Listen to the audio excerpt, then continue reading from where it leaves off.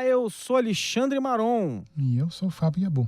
E esse é o Outsider, é o podcast oficial da produção original da HBO, Outsider. baseado na obra de Stephen King. E é isso aí, gente.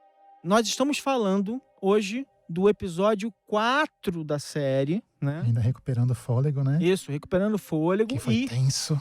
Hoje aconteceu muita coisa, tem muita descoberta, né? Então vamos lá. É sempre bom reafirmar o nosso compromisso com você, querido ouvinte. A gente vai falar de spoilers do episódio 4 e, obviamente, dos episódios anteriores, né? Porque assumimos que você já viu. Se você não viu os episódios, volta, vai lá ouvir, vai lá assistir os episódios e depois você volta aqui. Então a gente vai falar do episódio 4, vamos comentar e viajar juntos. Não vamos revelar nada sobre os próximos episódios, não vamos revelar nada sobre o que vai acontecer no livro. Você tá aqui com a gente, estamos juntos. Esse ambiente é seguro, né? Porque, olha, gente, de tensão já basta a série, né? E mesmo pra quem lê o livro, a gente também não sabe o quão fiel a adaptação será, porque já tem muitas coisas que já se diferenciaram um pouco da história original. Isso. Então, olha, se você não lê o livro, não quer saber o que vai acontecer, quer curtir a jornada, fica tranquilo, vem com a gente. A gente vai conversar sobre coisa que a gente gosta, que é série legal, misteriosa do Stephen King, hein, gente? E tem muita gente gostando, né, Maron? Putz, cara, é muito legal você ver uma série e gostar, e às vezes é uma coisa muito pessoal, né? Aí você não vê aquela repercussão, e você vê que a galera tá pirando. Tipo aquela série com a Dina Davis, lembra? Commander in Chief. Tipo assim, só eu gostava. E aí eu queria comentar com as pessoas e ninguém assistia. Pois é. Então, para um minutinho, que tem um recado pra vocês e depois voltamos.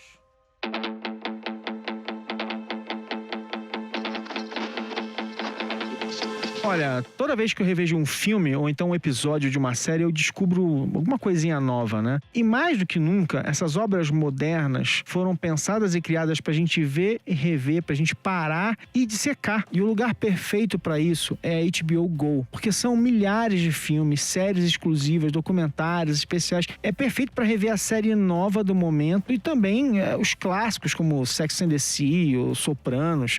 Ou então se preparar para uma nova temporada maratonando as anteriores. Olha o Westworld chegando, gente. É por isso que o HBO Go é tão legal. Você pode assistir a programação da HBO em qualquer lugar, no celular, no tablet, no computador e na televisão. E quem já assina a HBO só precisa usar o login da sua operadora local. Se você ainda não é assinante, pode assinar direto do aplicativo. Você acessa no seu computador ou então baixa na sua loja de aplicativos predileta. Mas é o seguinte, o nome desse episódio, eu achei até interessante, porque o nome do episódio dá uma revelada um pouco, que é Viene el Coco. El Coco, sim. Se você prestar atenção no nome do episódio e der uma googlada por aí, você teria começado a sacar que tinha mitologias folclóricas entrando na história. A gente vai falar delas mais na frente aqui. Mas a gente tem uma teoria da Holly sobre o monstro, a gente vai falar disso mais pra frente. A gente tem novas revelações, tem personagens novos, tem vítimas novas aparecendo. Então, assim, esse episódio foi importante. E, de novo, assim, olha, o Anderson é bom, mas a Holly arrasou, né? Quer dizer, arrebentou. Chegou e chutou o balde. A gente tem alguns, de novo, esse jeito da série trabalhar, né? Ela começa com personagens conversando num café, né? Flertando, né? Flertando ali, aquela coisa. E você fica assim, o que vai sair daí, né?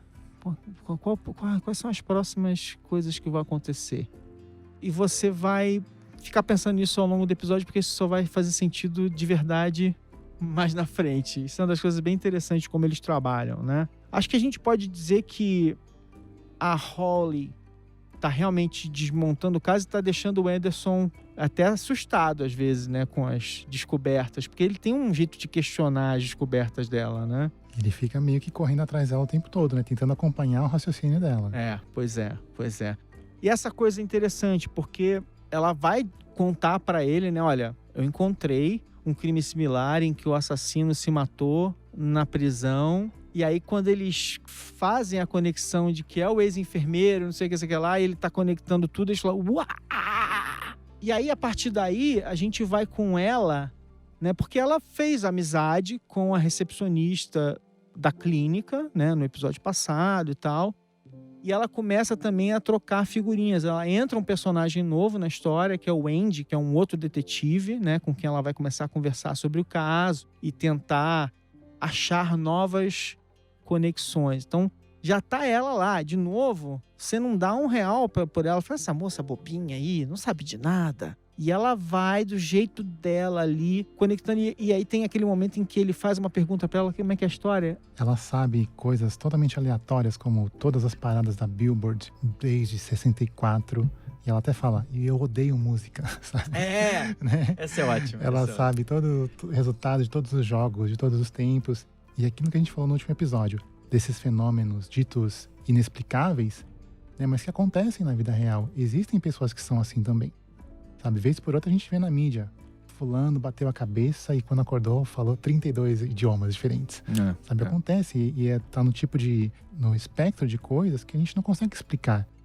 Mas de alguma forma elas ocorrem. E a Holly, ela é meio que a personificação desses mitos reais que acontecem, não é coisa de jornais sensacionalistas. Bom, aí é o seguinte, olha, esse encontro com a atendente é crucial. A atendente que começa atacando ela, jogando spray de pimenta na cara dela, aquela coisa toda. Elas começam a conversar e a atendente que vai dar para ela acesso ao pai do Terry, porque ela que tem essas informações e tal. E essa atendente, ela vai dar pistas importantes, vai dizer assim, olha, o enfermeiro, mas ele era um doce. Ele era um doce de pessoa. De repente, ele parecia não me conhecer mais, ele passou por mim, achei estranho. E ela começa a juntar essas informações de novo, né? Porque a gente lembra do caso do Terry, né, que passou por coisas semelhantes. Isso, né? Do dito Terry, né, que depois do crime ele foi naquele bar de cavalheiros, né, causar um eufemismo. Coisas completamente fora do pegou o táxi, do normal. E ninguém parecia entender o que estava acontecendo, né? Pois é. Então ela vai demonstrar que alguma coisa estava errada com aquele enfermeiro, né? E ela vai fazer uma outra coisa também, que é aquela coisa de que falar da mãe dele, né? E falar, olha, a mãe dele não entendeu nada, tipo assim, porque ele foi para casa e passou uns dias em casa, né, doente e tal, sei lá, e de repente acontece um monte de coisa, enfim, as coisas começam a não fazer sentido de novo. Só mesmo ela é capaz de... Até porque quando ele teria sido visto no hospital, inclusive pela atendente, era quando ele deveria estar de folga. Deveria estar de folga. Então não era pra ele estar ali. Então... E aí a gente tem um padrão estabelecendo de novo, uma pessoa está em dois lugares ao mesmo tempo. Exato. Né? Pois é. Então a nossa amiga realmente começou a encontrar os padrões que estavam faltando aí, né? Enquanto isso, nosso amigo Jack, cada vez mais estranho, caçando na floresta, pegando os objetos e deixando na floresta, deixando animal, enfim, muito bizarro isso tudo. Esse servo que ele caça é importante também, né? Porque ele caça, deixa ele lá e depois a gente revisita essa cena depois no episódio e o animal tá meio carcomido. Isso aí. Como se ele tivesse feito uma oferenda ou deixado para alguma outra pessoa /ser. Talvez essas outras pessoas tenham feito coisas parecidas, a gente só não viu elas fazendo, né? Talvez elas tenham feito algo assim, até porque, de novo, como a Tessa falou que ela viu aquele ser algumas vezes, talvez tenha alguma jogada aí sobre o comportamento do nosso monstro, do nosso sei lá o quê, do nosso serial killer, que a gente só vai descobrir aos poucos, não é mesmo?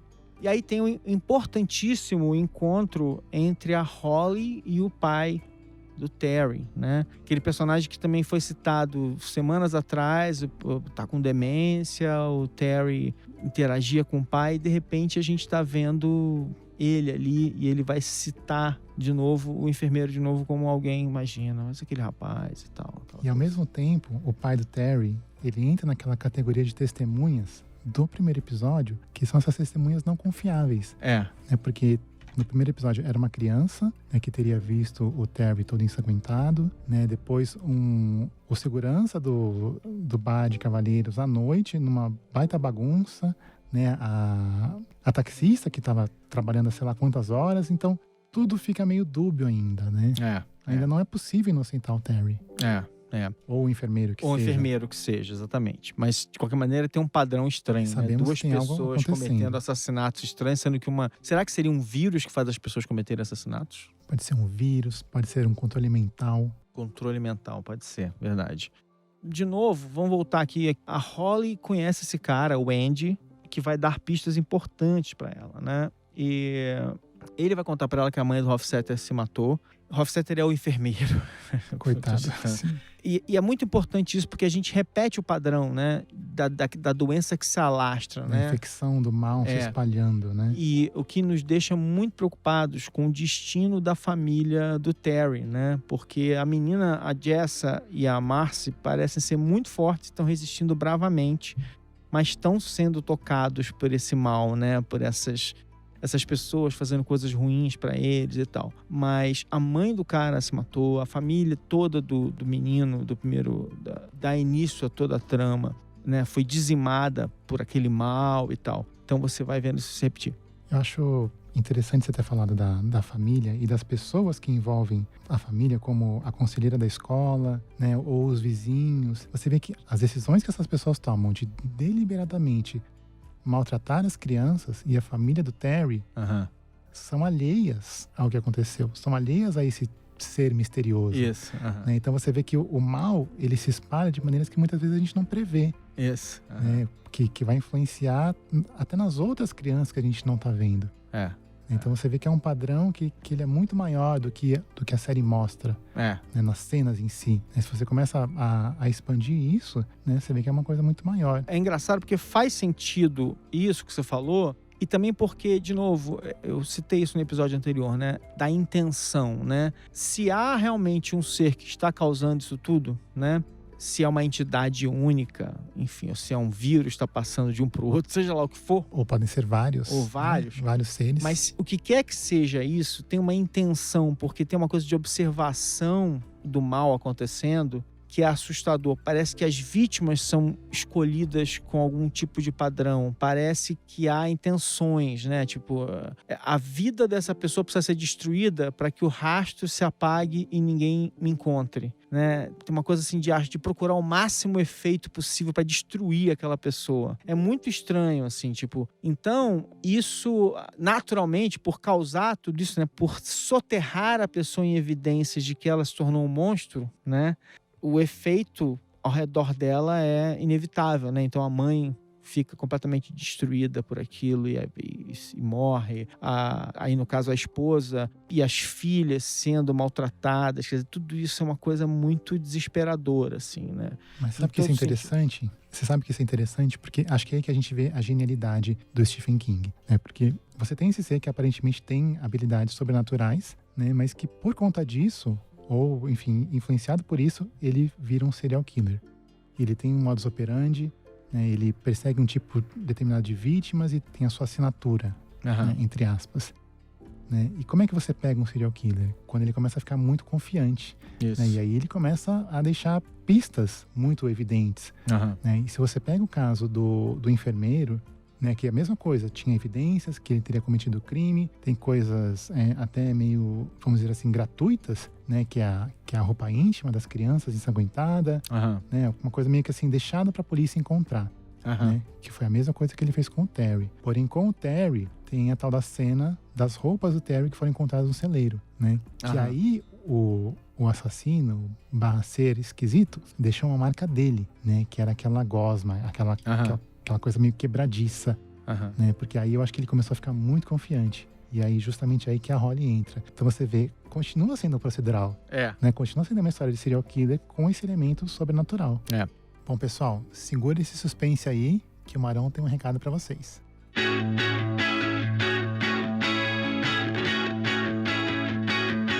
Olha essa dica. Eu adoro mergulhar nos filmes e as séries que eu assisto. Deu pra notar, né, gente? Por isso que eu fico fazendo podcast. E pra isso, o HBO Extras virou um companheiro perfeito. Você baixa o app na sua loja de aplicativos para smartphone ou tablet e aí depois é facinho de usar. Você abre o aplicativo, aperta aquele botão que aparece e ele vai ouvir o áudio do programa e sincronizar. A partir daí é moleza. Você vê a cena na TV e vão surgindo diversas curiosidades no seu smartphone. E o Extras, ele traz detalhes escondidos e também uma coisa que eu acho primordial. Identifica diversas das músicas que você ouve e fica ali tentando descobrir de quem são. E pensa bem, é perfeito para usar com HBO Go. Depois de ver o programa pela primeira vez e curtir normalmente, você vai lá e assiste de novo, só que agora com os extras ligados. Eu faço isso direto. Beijo.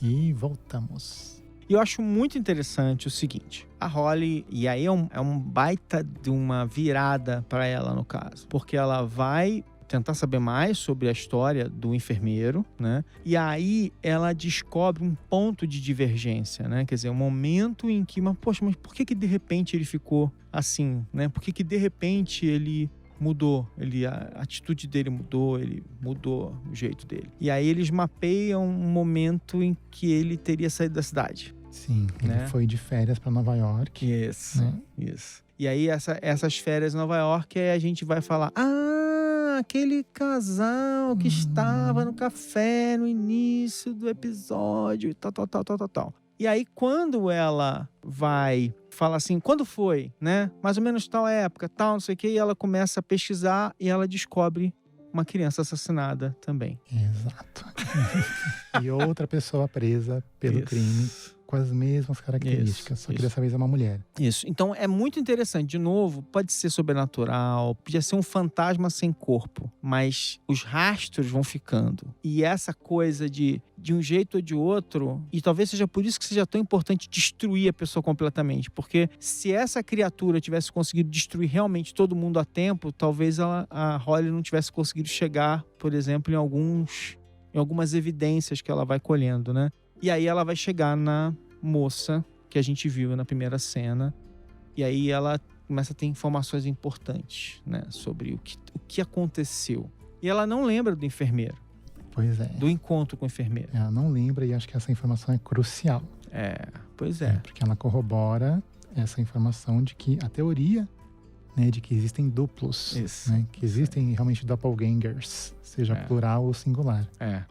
Então, assim, eu acho, cara, o trabalho que o nosso amigo Stephen King tem para criar uma história em que ele realmente, a trilha existe, né? Quer dizer, as evidências, elas não são jogadas de qualquer maneira. Olha, ele foi para tal lugar, não tem jeito.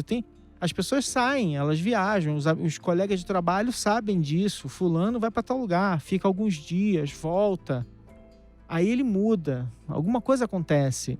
Aí você vai ver e aí você faz um cruzamento, descobre casos naquele lugar, naquela época, tal. Aí você vai encontrando o padrão. Pô, criança de novo. Puxa, uma coisa horrorosa outra vez. Puxa, uma outra pessoa que parece ter estado em 2 lugares ao mesmo tempo. Talvez não com tantas falhas, né? De ter realmente prova do álibi, né? Porque nem todo mundo tem a sorte de ter um álibi tão bem construído com um vídeo de estar falando, né? Entrevistando uma pessoa em outro lugar. Tem outra informação crucial também nessa cena, que é quando a gente vê o enfermeiro consumando a sua relação lá em Nova York, ele é arranhado nas costas. Né? Isso. E sai aquele fiozinho de sangue que cria justamente o link com o corte do Terry, feito pelo enfermeiro. Né? Ou seja, tem uma cadeia aí se formando com uma lógica muito clara. Né? Tudo tem uma sequência muito, muito ordenada de fatos. Enfim, é assustador, né? Eu tô vendo aqui seu nome, cortei recentemente. Mas eu acho bem interessante isso, porque lembra que a gente estava falando no primeiro episódio, quando eu estava falando sobre as fases, né? Sobre as ondas, né? E como é muito interessante que com o passar dos anos e das ondas, elas vão se juntando, né? Porque você não joga nada fora, né? A onda passou, mas eu ainda vou usar elementos de paranoia, eu ainda vou usar elementos da infecção, né? Ainda vou usar elementos dos zumbis, né? Ainda vou usar elementos. Esses elementos, eles vão se tornando parte da biblioteca de recursos para que você passa a ter para criar personagens memoráveis, né? E aí até fica mais difícil, né? Você traçar, quando você tem um autor tão hábil, você traçar exatamente qual é o tipo de truque que ele vai usar. Principalmente um autor que ele fundou todo esse arcabouço praticamente nos últimos 50 anos. né? Muito do que é feito em suspense, em terror, Isso. é construído em cima das bases que o Stephen King estabeleceu. Isso aí. Né? Então, por um lado, isso nos ajuda talvez a pensar um pouco em quais caminhos ele vai seguir, mas por outro também são tantas opções, né, que é difícil saber para onde ele vai. Não, isso me faz lembrar, sabe o quê, né? Quer dizer, uma outra ótima referência, né? Que é o True Detective, por exemplo. Que a primeira temporada do True Detective, que é maravilhosamente bem construída, e ela é super Stephen Kingiana. Porque você fica naquela coisa a temporada inteira do que é sobrenatural e do que não é. E o autor, ele vai te deixando naquele... Pra mim é Stephen King e Lovecraft entram num bar. Isso aí. Aí da True Detective. Isso, Lovecraft, exatamente. É super. Muito Lovecraftiana. Então, tem muito esse negócio. E o próprio Fox Mulder que você citou, já citou algumas vezes, né? Que o Arquivo X e tal, que também tem uma influência fortíssima do Stephen King, né? Não por acaso, né? Esse naturalismo, né? Esse mundo sobrenatural... mas que é o nosso mundo, assim, que você não sabe direito o que é. E eu sempre lembro que as pessoas falam em quando as pessoas falam de ET, né? Objeto voador não identificado. Gente, objeto voador não identificado é um objeto voador que eu não identifiquei. Até que eu descubro o que é, ele é só um objeto voador não identificado. Então, é essa coisa do natural e sobrenatural como algo que você, enquanto você não classifica aquilo, ele está fora do mundo natural, até que você consiga estabelecer padrões. Aí talvez aquilo faça parte do mundo, ou de algum outro mundo, não sei, talvez de uma outra dimensão. Eu acho que esse, na verdade, é o grande desafio do Ralph, né? Que a Holly já passou por esse processo, né? Porque ela entende que a nossa realidade, ela abarca um monte de outras percepções, um monte de outros fatos, né? E ela entende que para aceitar a realidade, mesmo dentro de uma vivência científica, você também tem que aceitar o sobrenatural. Até porque o sobrenatural e o inexplicável compõem a maior parte disso. A gente sabe muito pouco. E a Holly entende isso. Então por isso que você não vê ela hesitando nem uma hora. Tipo, é um doppelganger. Não, tipo, ele tem esse poder. Não, ele tem esse outro poder. Né? E também tem aquela coisa, assim, né? De que diante de algo tão fora de série, né? Quer dizer... Que eu acho que, assim, a gente falou sobre isso um pouco.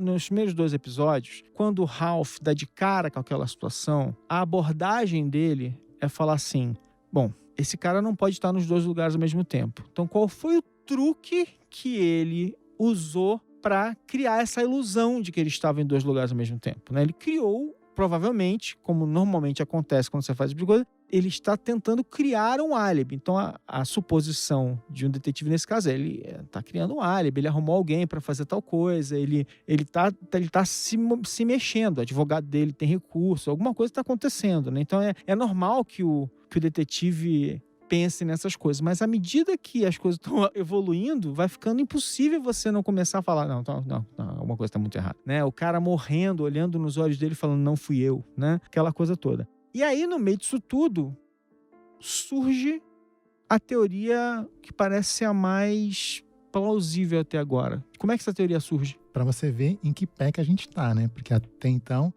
a teoria mais plausível é de que existe um ser, né? Que é uma teoria que a Maria traz, né? Que ela também foi incriminada pelo assassinato de uma criança. A Maria é a enfermeira que saiu com o Hofstetter. Que é o outro o enfermeiro que também foi preso e se matou na cadeia. Né? E ela conta que quando ela era criança, em Cuba, se eu não me engano, ela ouvia a avó dela contando a história desse ser místico que era o Cuco. El Cuco. O mais interessante dessa história é que a mitologia vem da Galícia. Então é uma lenda portuguesa também. El Coco, porque coco é cabeça, né? Inclusive o coco, quando tem aqueles 3 pontinhos, né? O que parece um rosto. Também é atribuído a esse monstro. E, aliás, esse monstro, visualmente, ele é a abóbora do Halloween. Clássica abóbora do Halloween é a imagem desse monstro, né? Então você abre os olhos e a boca, põe o fogo por dentro e aquela coisa flamejante dos olhos, da boca e do nariz, aquela coisa toda. Então o El Coco, a imagem do El Coco seria essa coisa meio bizarra, assim, uma cabeça meio distorcida. E se a gente for pensar no que a gente viu até agora, aquele rosto meio mole, estranho, distorcido, não sei o quê, e aí você vai tentando chegar e fazer uma extrapolação. Então sem extrapolar demais também, quando a gente traz pra nossa cultura, né, a gente chega na célebre personagem que é a Cuca. Isso. né, que tem mais ou menos as mesmas características. Óbvio, ela não tem a cabeça de abóbora, mas também é uma transmorfa.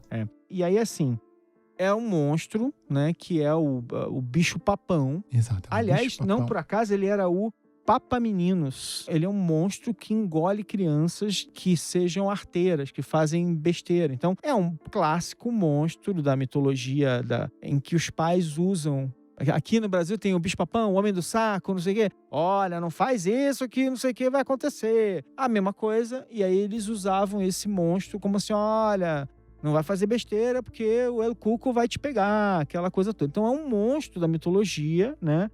É o bicho-papão. Esse monstro que está em várias culturas. É aquela coisa que vai punir crianças que fazem besteira. Então, esse personagem surge ali, a Holly ouve a história, ouve o negócio e vai buscar o mito desse El Cuco, esse El Coco, e coloca esse personagem na nossa frente pra gente ficar agora tendo pesadelo, pensando que isso... que diabo está acontecendo aqui? Porque aí ela começa a pesquisar na internet, né, e descobre vários quadros, várias obras que referenciam esse monstro, né, esse cuco, e aí ela fecha o quebra-cabeça. Aí, se ela já estava comprada na ideia de um doppelganger, né, e ela descobre esse ser mitológico que permeia tantas culturas, que come crianças e tem o poder de se transformar em outras pessoas, aí ela fecha tudo e fala, é isso. Caso encerrado. Porque, né? Que é só o que as pessoas fazem, né, mesmo? Estamos no episódio 4 ainda. No episódio 4. Temos ainda 6 episódios pela frente. Vamos lembrar que a primeira semana teve 2 episódios. A gente teve mais um episódio, terceiro, quarto episódio. Temos 6 episódios pela frente. Ela estabeleceu uma teoria, né, super plausível sobre o que está acontecendo. Agora, como tudo nas mãos do nosso amigo Stephen King, nada é tão simples assim, né? O fato de que ela disse que é um monstro não quer dizer que seja exatamente o que ela disse que foi. Eu não sei, por exemplo, a gente até falou isso. Eu não sei se é uma doença que afeta várias pessoas. Será que só tem um monstro? Né? Porque é bom lembrar, né? No folclore você nunca tem um monstro só, você tem vários monstros. É verdade. Né? É um monstro só? São pessoas que têm essa capacidade? Tem mais de um? Ou pode ser um fenômeno também. É um né? fenômeno? A tal da ameaça invisível. É. Né? O que é esse negócio? Claro que a gente imagina um monte de coisa aqui, mas eu acho que estão enrolando a gente, estão enganando a gente em vários momentos até agora. A nossa percepção está sendo manipulada e é difícil saber exatamente o que ele vai inventar agora. Aliás, o que ele já inventou e está escondendo da gente, Isso, né? Que é como ele costuma trabalhar. Frente. Pois é. Então, o nosso amigo Stephen King, ele está sempre alguns passos na nossa frente, ele está brincando com as nossas percepções e, assim, eu acho que estamos na direção certa, mas eu acho que a gente ainda vai ter muita coisa para descobrir sobre a lógica, a mecânica do funcionamento desse monstro maldito, ou dessa criatura maldita, dessa doença maldita, o que quer que seja. E principalmente como isso vai influenciar o Ralph, né? Porque, que nem a gente falou, agora a Holly meio que assumiu o papel de protagonista e o Ralph tá meio que só tomando as porradas da realidade, né? Tá descobrindo todo esse outro mundo, todo esse outro universo que existe diante dele e ele ainda não conhecia, né? Como é que ele vai reagir? Como é que ele vai repensar as ações dele? Ou quantas vezes ele vai ter que revisitar o crime do Terry para corroborar essa teoria da Holly, né? Desse cuco, né? Que agora se personificou. Como é que isso influencia o Jack? Que até então a gente ainda não sabe qual que é a dele, ele tá meio estranho. E eu fico pensando o seguinte, né? O Anderson, ele apareceu pra gente até aqui como um cara correto, né? Que fez uma investigação, a melhor investigação que ele podia fazer e tal. Agora, à luz disso, ele enfrenta o espectro da possibilidade de ter que aceitar que ele cometeu um erro gigantesco, de que ele, pelo menos de alguma maneira, ele facilitou a morte de alguém ou de alguéns, né? Então é mais um peso para ele, né? Quer dizer, então a gente tem um personagem que a gente não sabe direito como ele vai reagir, porque não é só uma descoberta, não é só resolver um caso. Ao resolver um caso, tem aí a inclusão da ideia de que ele errou, de que ele, de alguma maneira, uma falha dele, né, causou a morte do Terry, por exemplo, né? Talvez ele não teria como ter salvado o menino, mas ele poderia ter evitado outras coisas, né? Mas tem outra coisa também, Maron, que você tá esquecendo. Por mais que ele tenha feito a investigação correta, dentro do método científico, policial, ele cometeu um erro, que foi ter exposto o Terry da maneira que ele expôs. Exatamente. Né? E isso foi uma coisa que ele declarou. Ele ficou com tanta raiva, né? Porque ele começou a pensar no filho dele, que também foi treinado pelo Terry, e falou: eu quero que a gente vá lá na hora do jogo e prenda ele na frente de todo mundo. Isso. Ele trouxe uma carga emocional, né? Uma raiva pro Terry, que até então ele não tinha, né? Ele era amigo do Terry. Então isso também tá corroendo ele. Isso, exatamente. Porque ele poderia ter feito Não, e ele vê a família, né? Ele vê o efeito na família do cara. Ele vê aquilo tudo acontecendo. Então isso também acho que deixa ele na frente de um abismo tão grande, né, que a gente não sabe se ele vai se jogar. Será que ele vai aceitar? Voltar. Será que ele vai ser consumido? Será que ele vai realmente ajudar a Holly a resolver, ou ele vai se tornar um problema pra Holly? Assim, então tem muita coisa. Tem personagens muito interessantes e complexos. Tem uma coisa que a gente tá esquecendo também. Quando o Ralph, ele soube dessa teoria da Holly do corte, né, que para ela o corte é o sinal de que ou a pessoa foi marcada, ou sei lá, que a infecção se espalhou, alguma coisa assim. Ele vai conversar com o Claude, que é o segurança do clube de cavalheiros que o suposto Terry teria visitado. É verdade. Cara, quase que a gente esqueceu disso. Sim, é um detalhe importantíssima essa cena, e ele é muito sutil. Eu não sei se todo mundo percebeu. Ele pergunta se o cara lembra de ter sido cortado, porque ele vê no vídeo o Terry tocando ele. E ele acha que isso pode indicar que o Terry também cortou ele. Tocando o pulso, mas uma imagem super pixelada, super porrada. E aí, quando ele pergunta, o que acontece? Aí o Claude fala: não, eu não me cortei. E aí ele vai embora. A conversa termina aí, né? Ele vai embora aí. E aí depois o Claude dá aquela olhadinha assim pro pulso, mas é uma coisa tão sutil. Que assim, muita gente pode não ter notado. Se você parou pra olhar o Instagram, você perdeu. Volta lá no aplicativo da HBO pra assistir de novo, porque essa cena é muito importante. HBO Go é seu amigo pra você rever e pegar esses detalhes. Bom, então acho que, né, estamos aqui hoje parados aqui, desesperados, porque assim, temos um suspeito. Acho que as cartas agora já estão mais, né? Temos um suspeito, e o suspeito é um monstro mitológico. É a Cuca. É o bicho-papão. É o bicho-papão. Que legal, cara. Nossa, mas imagina que beleza. Imagina você chegar agora pro chefe, né, e falar assim: então, chefe de polícia do fulano de tal, então, seu juiz, não fui eu preciso de um mandado aqui, porque a gente quer investigar aqui. Quem? O bicho-papão. A Cuca. Sabe a Cuca? Então já viu, né? Assim, que desespero. Eu acho que a minha teoria de viajante no tempo já era. Vai ficar pra próxima série do Stephen King. Pode ser. Não sei, cara. Tem que ver. De novo, HBO me liga. Então, gente, olha, se preparem, porque semana que vem tem mais. Esse negócio não para, a investigação tá pegando fogo. Tem mistérios ainda pela frente, tem reviravoltas. Nada no Stephen King é simples. Então, vamos que vamos. Até a semana que vem, estaremos de volta discutindo o episódio 5 de Outsider. Um beijo. Valeu, galera.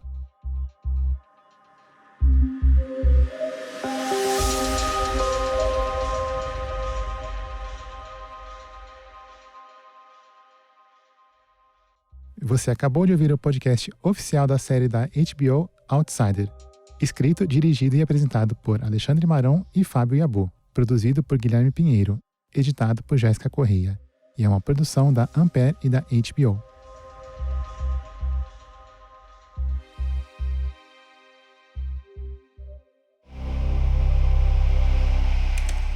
Ampere.